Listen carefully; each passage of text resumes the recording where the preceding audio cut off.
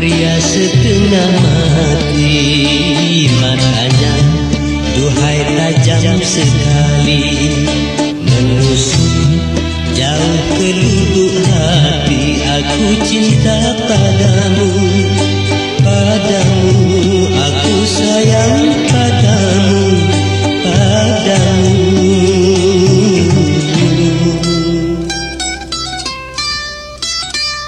Ku tahu banyak pria Melayu mengharap cinta kasih darimu, tetapi tak berubah cintamu padaku, pria yang tidak